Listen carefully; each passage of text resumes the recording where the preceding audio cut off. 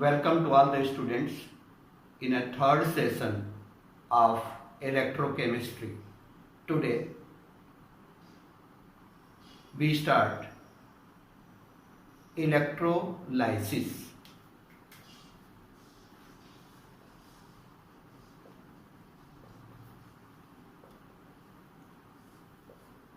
Electrolysis is a redox reaction. Electrolysis is a redox reaction, and the apparatus used called electrolytic cell. Molten solution of electrolyte or aqueous solution of electrolyte taken in an electrolytic cell, and proper electrode are dipped into that solution by passing electric current from some external source. Oxidation as well as reduction reaction takes place at anode and cathode respectively. This whole the process is called as electrolysis. Two important laws of electrolysis given in your book. First law of Faraday's electrolysis, or first law of Faraday's electrolysis, and second law of Faraday electrolysis. Regarding the first law, the amount of product formed at electrode, directly proportional to quantity of electricity pass. Means if I ampere electric current pass through T second, then the quantity of electricity pass Q is equal to I into T. On the basis of that, you get the product according to this law. According to second law, if the same quantity of electricity pass through different electrode, if the same quantity of electricity passed through different electrode, the amount of product formed at electrode directly proportional to their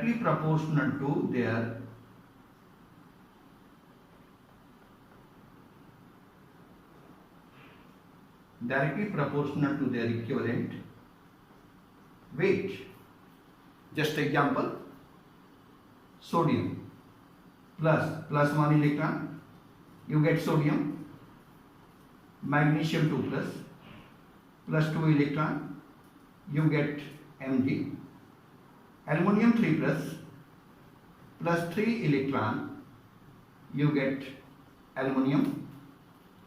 Here 1 Faraday electricity passed.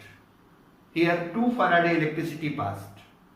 Here 3 Faraday electricity passed. 1 Faraday, 2 Faraday and 3 Faraday. But if you suppose if the same quantity of electricity pass, then what product you get? Remember, Na plus 1 electron, you get Na. Mg2 plus 1 electron, you get half Mg. Al3 plus 1 electron, you get 1/3 mole of air, because the equivalent weight and molecular weight of sodium is same, but the equivalent weight and molecular weight ratio of magnesium, equivalent weight of the magnesium is half as compared to their molecular weight. Regarding the aluminum, the equivalent weight of aluminum is 1/3 of the molecular weight or atomic weight of aluminum. Here, so on the basis of second law of Faraday law of electrolysis, if the same quantity of electricity passed through different electrode dipped in different electrolyte, but connecting in series, the amount of product formed at electrode, directly proportional to their equivalent weight. So this is the second Faraday law of electrolysis. Today we'll discuss about on what basis product of electrolysis depends. The product of electrolysis depends upon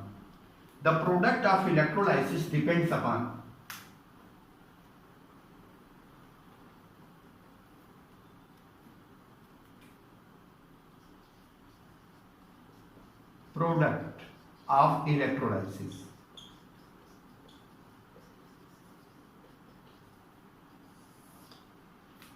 Product of electrolysis depends upon nature of electrode, concentration of the solution, and applied potential.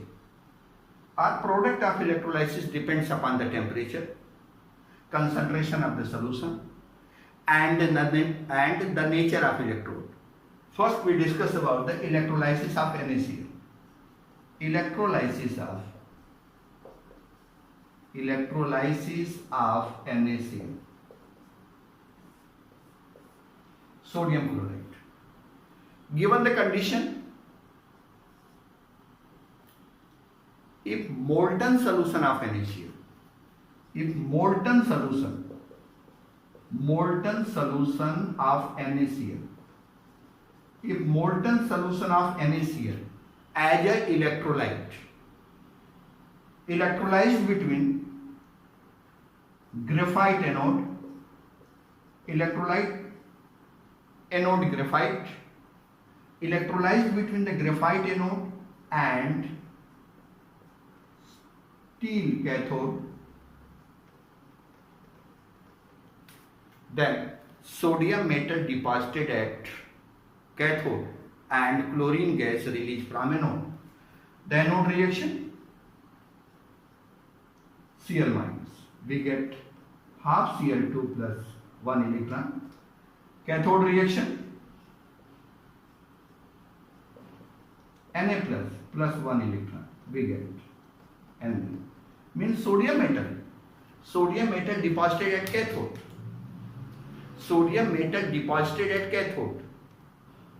And chlorine gas released from anode. But condition is that molten solution of NaCl. As a electrolyte, graphite as a anode, steel as a cathode. The second condition, aqueous dilute solution of NaCl. Aqueous diluted solution of NaCl as a electrolyte, electrolyzed between the graphite electrode, means graphite as a anode and graphite as a cathode. Anode and cathode both are graphite. Aqueous dilute solution of NaCl. Aqueous dilute solution of NaCl as a electrolyte. Aqueous dilute solution of NaCl as a electrolyte. And they are electrolyzed between the graphite electrode. Means graphite as a anode and graphite as a cathode. Then the product obtained at anode and cathode depends upon the type of electrolyte and nature of electrode both. Here, there is no reduction of Na plus, there is no oxidation of Cl minus.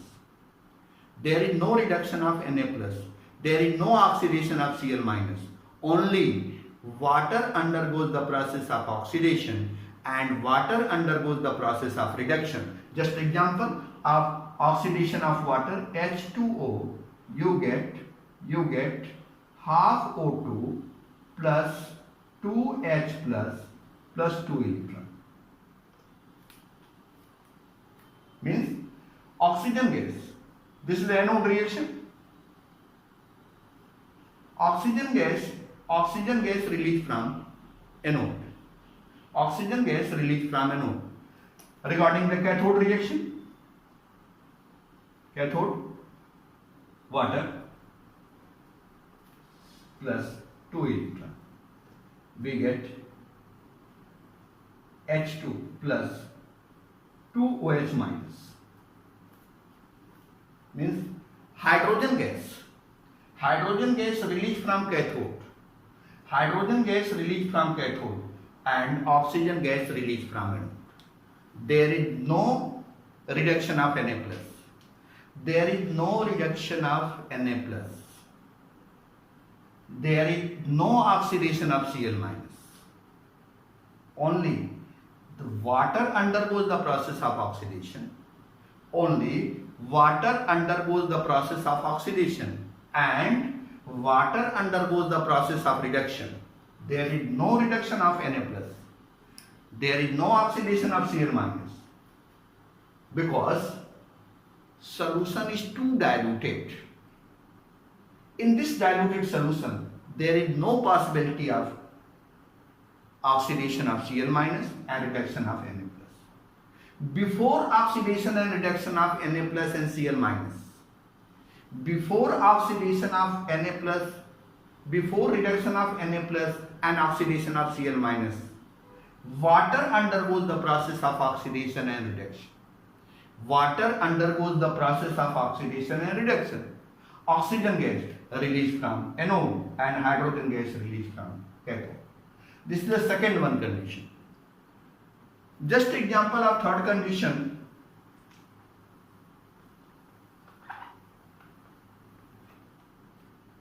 Condition third. Aqueous concentrated solution.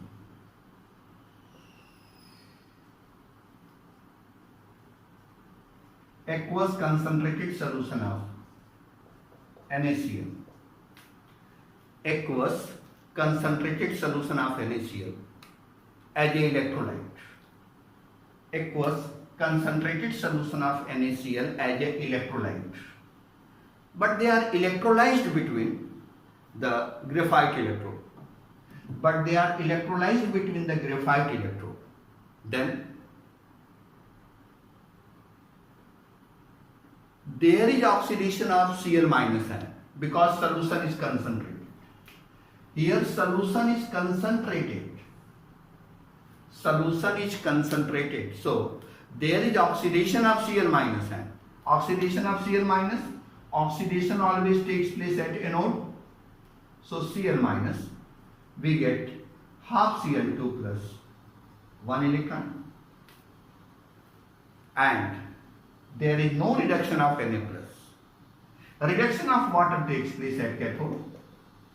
Reduction of water takes place at cathode. But here there is requirement of 2 electron. So you have to rebalance this equation by multiply the anode half reaction by 2. So aqueous concentrated solution of NaCl.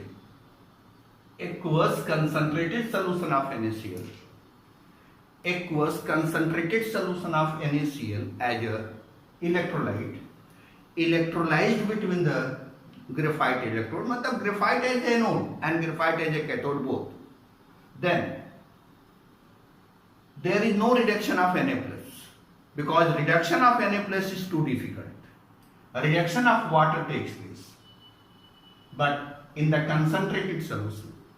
But in the concentrated solution, there is oxidation of Cl minus ion. So chlorine gas released from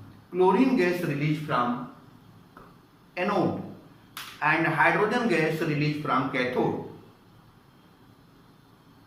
But NaOH produced in the solution. How NaOH produced in the solution? See, remember, there is OH minus ion.